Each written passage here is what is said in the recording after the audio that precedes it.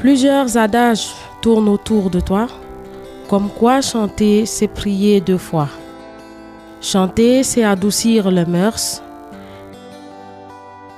D'ailleurs, Michel Sardou nous a rappelé dans une de ses chansons qu'on ne peut parler à Jéhovah, à Jupiter ou à Bouddha qu'en chantant. Que serait le monde sans musique? Peut-être un ciel sans nuages. Les oiseaux me réveillent tous les matins par des hymnes dont les paroles me sont inaudibles. Mais oui, je sais reconnaître leur mélodie et elles m'enchantent le plus souvent. Une belle symphonie emporte sans le vouloir. L'on n'a pas besoin de connaître les paroles d'une chanson pour la fredonner. On danse selon la cadence qui nous donne son tempo, ou alors on voltige comme un épouvantail sans eau ni chair. Qui dit musique, dit danse, on n'invente donc pas la corrélation. Quelle idée de penser écrire sans faire de la musique. L'écriture en elle-même est une tonalité rythmique. Ô bon Dieu, mais tout le monde chante sans le savoir. Sous la douche, au champ, au volant de sa voiture. Une voix, et voilà le début de la chanson. Parfois, pas besoin d'associer certains des effets spéciaux.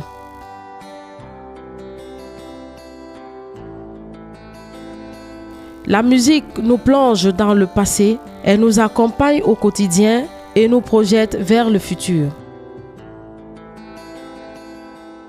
Nous sourions sans s'en rendre compte, on ferme les yeux pour mieux apprécier et même très souvent, on ne veut partager une nouvelle découverte musicale.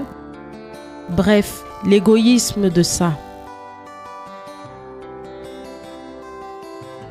Vivre sans musique, c'est ôter de ma vie son véritable sens.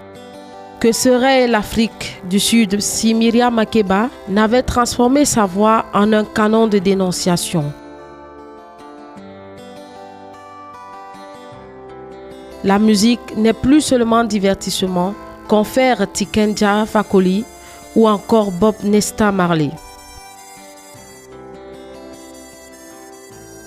La fête de la musique, au-delà de quelques onomatopées, souvent indigestes, suivez mon regard, doit être ce moment de rencontre de culture.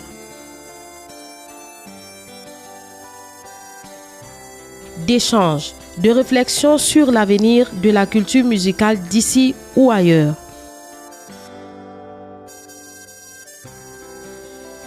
Au Cameroun, ce jour on célébrera l'asiko, le bikutsi, le bensikin, la salsa.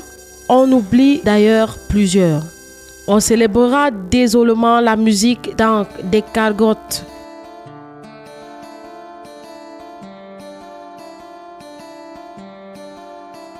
Car les salles de spectacle sont encore en cours de téléchargement.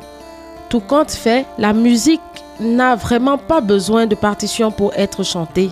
Les griots utiliseront toujours leur bouche, doigts et leur tambour pour exprimer leur joie. Ma grand-mère partie tôt ne m'a jamais signifié avoir fait le conservatoire de Paris, mais sa voix qui n'avait rien à envier à celle de Céline Dion a bercé la quinzaine de mes frères et moi.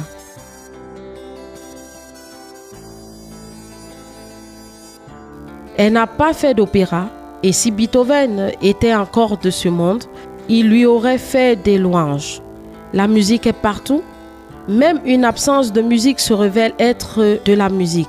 Siffloter, marcher, crier, saluer, faire coulisser sa porte, caresser une main.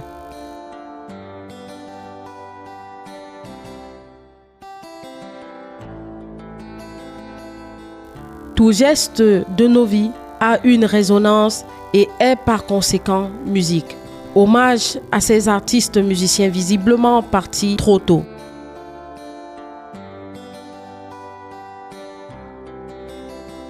Rip à Kotobas, Tom Yoms, Anne-Marie Ndiaye, la liste pouvant s'étendre à l'infini.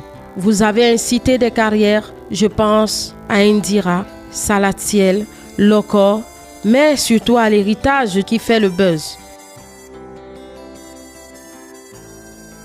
Et dont le nom est désormais une marque de fabrique. Si je dis Wayai, vous connaissez la suite. Bonne fête de la musique.